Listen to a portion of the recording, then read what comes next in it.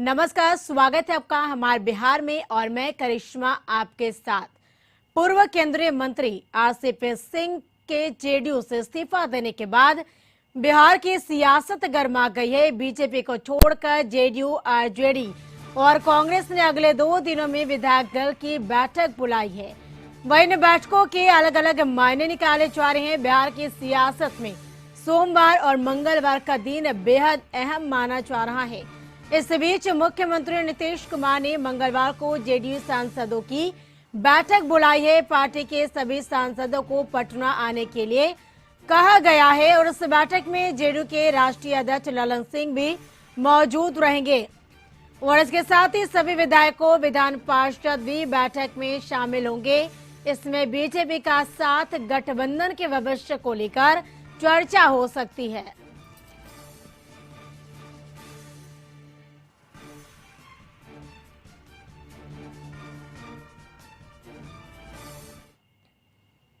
RCP के इस्तीफे के बाद बिहार का सियासी पारा चढ़ गया है। आरसीपी सिंह के हमले का जेडीयू की तरफ से जवाब दिया क्या? जेडीयू के राष्ट्रीय अध्यक्ष ललन सिंह ने आरसीपी पर पलटवार करते हुए कहा कि उनकी पहचान सीएम नीतीश ने ही बनाई है, मुख्यमंत्री ने ही उन्हें राष्ट्रीय अध्यक्ष बनाया।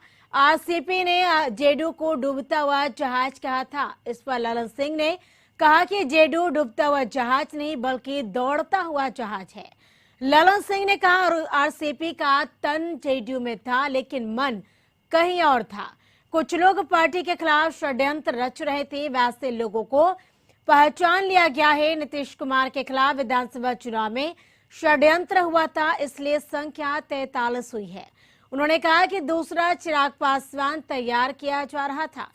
नीतीश कुमार का कद छोटा करने की साजिश हुई तो वही केंद्रीय मंत्रिमंडल में शामिल होने पर ललन सिंह ने कहा कि जेडीयू केंद्रीय मंत्रिमंडल में शामिल नहीं होगी। 2019 में जो फैसला हुआ था वह फैसला अटल है। तो वही खबर है कि सीएम नीतीश जेडीयू सांसदों के साथ बैठक करेंगे और मंगलवार को यह बैठक बुलाई गई। इसको लेकर सभी सांसदों को पटना में ही रहने को कहा गया है।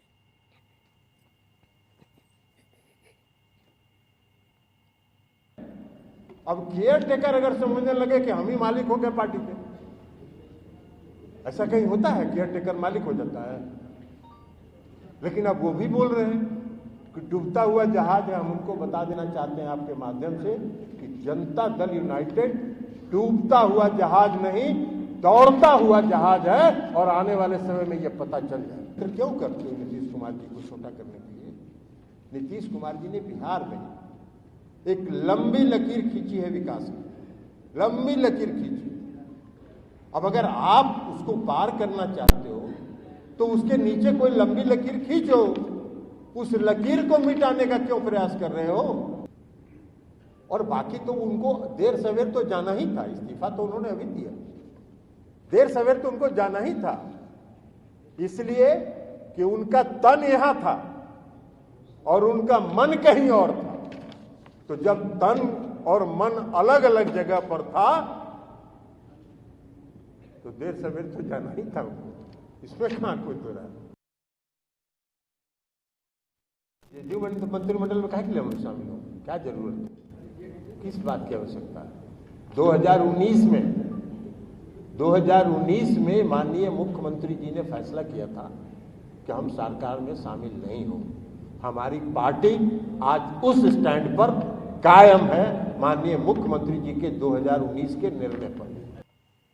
नेता प्रतिपक्ष तेजस्वी यादव ने आज आरजेडी विधायक दल की बैठक बुलाई है। सभी विधायकों को दोपहर तक पटना आने का निर्देश दिया गया है। यह बैठक राबड़ी आवास पर होगी। बैठक में तेजस्वी यादव के साथ साथ राबड़ी देवी भी मौजूद रहेंगी। बैठक में राज्य की वर्तमान राजनीतिक हालात पर चर्चा होगी।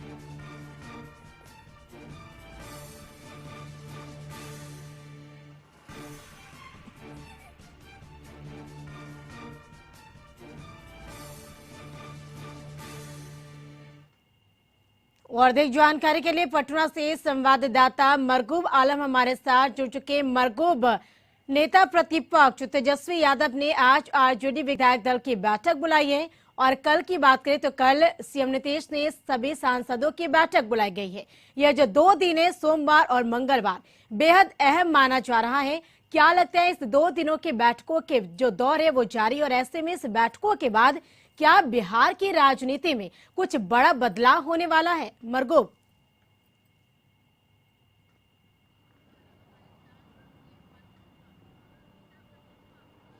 देखिए करिश्मा, अगर पिछले 3-4 दिनों का आप घटनाक्रम देखें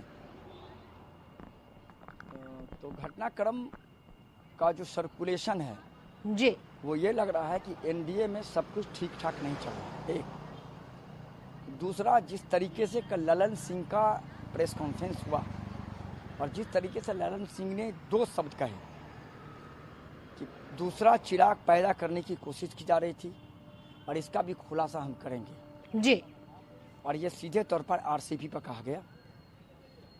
प्रकरण शुरू हुआ आज से लगभग 15 दिन पहले और अब हालात ऐसे हैं कि राजनीतिक विश्लेषक का कहना है कि एनडीए गठबंधन कितने दिन रह पाएगी, सरकार कितने दिन चल पाएगी जी। और अगर आप 2 दिन की बात करेंगे तो मैं आपको बताऊं, सांसद की पहले बैठक जेडीयू ने बुलाई है, नीतीश कुमार लेंगे, बैठक की अध्यक्षता करेंगे। उसके बाद विधायकों की बैठक बुलाएंगे जिससे विधान परिषद के सदस्य रहेंगे जी, आज तेजस्वी यादव ने अपने आवास पर बैठक बुला ली है जी, आज कांग्रेस ने सभी विधायकों को पटना पहुंचने का निर्देश दिया है। तो जो डेवलपमेंट है उस डेवलपमेंट का सिनारियो ये कह रहा है कि राजनीतिक हलचल बहुत ज़्यादा बिहार में है। मैं ये नहीं कह रहा हूँ कि एनडीए की सरकार जा रही है, मैं ये कह रहा हूँ कि ये हालात अच्छे नहीं है राजनीति के लिए। रिश्ते में खटास बहुत ज़्यादा है। कारण क्या है, इस बात की जानकारी किसी को नहीं है। कल ये खबरें आई कि सोनिया गांधी से बातचीत हुई है नीतीश कुमार की। हालांकि पवन खेड़ा ने वहाँ बताया कि सोनिया गांधी से बातचीत नीतीश कुमार की जब कोरोना संक्रमण नीतीश कुमार को हुआ था उसी समय हुई थी।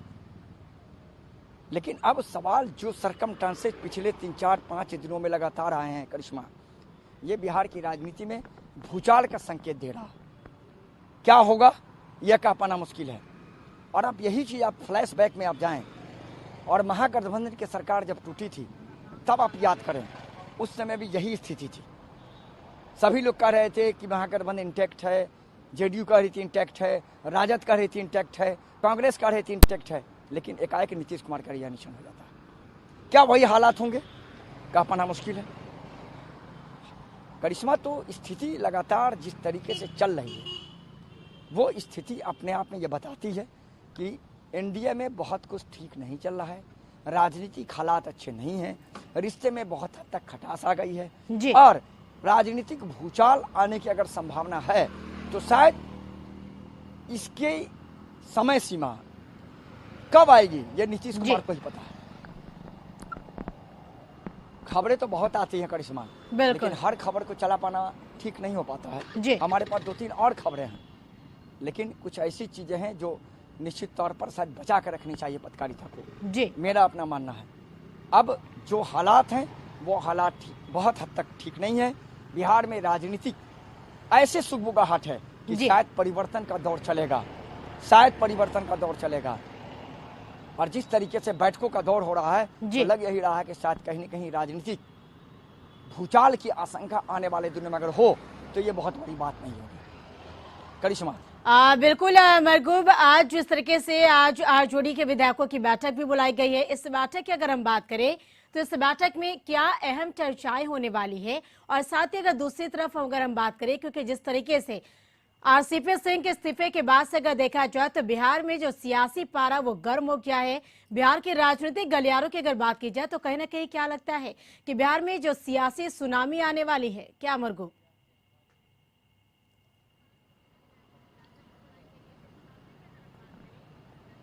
देखिए करिश्मा, आपने 2 सवाल पूछा है। पहले सवाल का जवाब यह है कि आज जो राजद की बैठक है वो राजनीतिक बिहार की वर्तमान हालात पर होगी,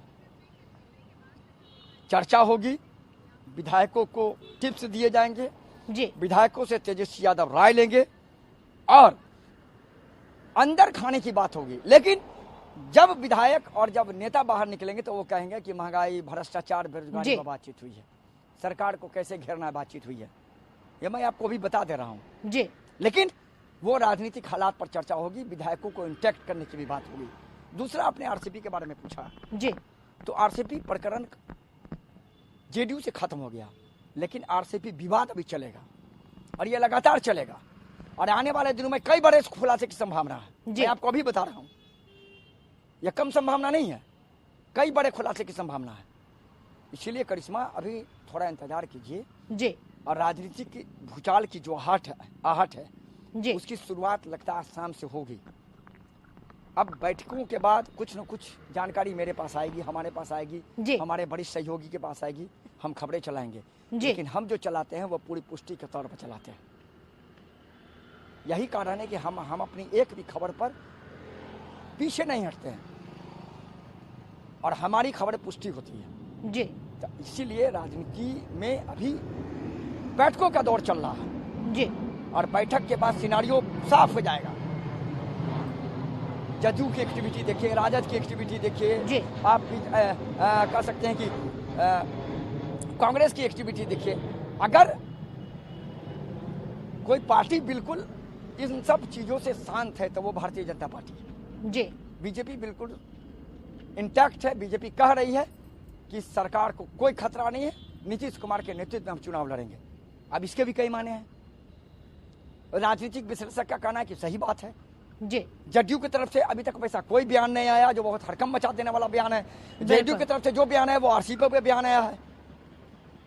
तो अभी करिश्मा बैठकों के दौर के बाद राजनीतिक भूचाल किधर जाएगा, क्या सरकार पर खतरा है, क्या नीतीश कुमार फिर एनडीए छोड़ेंगे, बिल्कुल मरगूब, आपने ललन सिंह की प्रेस कॉन्फ्रेंस में सुना, आपने खुद जिस तरह से उन्होंने कहा था जब आरसीपी सिंह ने इस्तीफा दिया, इस्तीफा देने के बाद उन्होंने जेडीयू पर हमला बोला और कहा कि डूबता हुआ जहाज है। लेकिन इस पर पलटवार करते हुए ललन सिंह ने कहा कि जेडीयू डूबता हुआ जहाज नहीं बल्कि दौड़ता हुआ जहाज है। इस पूरे बयानबाजी जो सामने आ रही है, वार पलटवार का दौर जारी है, क्या कहा जाए इस पूरे मामले को देखते हुए?